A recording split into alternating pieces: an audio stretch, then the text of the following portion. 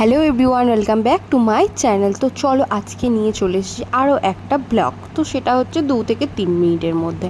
তো চলো শুরু করে দিই। এখন হচ্ছে সকাল 9টা বাজে আর এখন যাচ্ছি। আজকে কিন্তু আমার আছে পার্টি মেকআপ, তাই সেখানেই যাচ্ছি।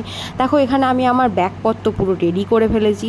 আর বাইরে কিন্তু প্রচুর গরম, সেটা তোমরা দেখলেই বুঝতে পারবে। বাইরে শুধু তোমাদেরকে আমি ব্যাক ক্যামেরায় দেখাই, কতটা রোদ বুঝতেই পারছো। তো যাই হোক, আমার বাড়ি থেকে খুবই কাছে, সেই জন্য অতটাও কষ্ট হয়নি।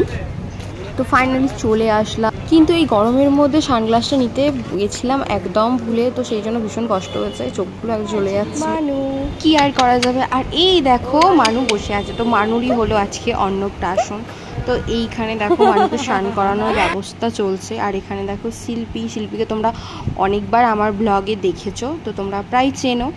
তো এখানে আরও একটা জিনিস, এখানে ওর মেয়ের ফটোশ্যুট চলছিল, তো সেই জন্য আমি একটু বসেই ছিলাম ব্যাপারগুলো দেখি। আর ওকে কিন্তু আমি মানু ডাকছিলাম বলে ওর ভেবো না ওর নাম কিন্তু মানু, ওর নাম হচ্ছে রাধাপ্রিয়া।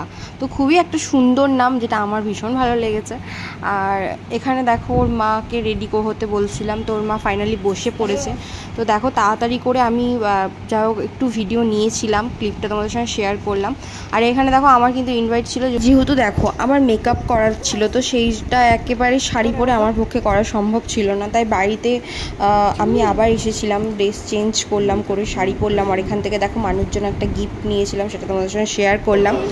তো ফাইনালি ওখানে চলে গেলাম। আর দেখো রাধাপ্রিয়াকে কিন্তু আমি একটু কোলে নিলাম, খুব মিষ্টি লাগছিল।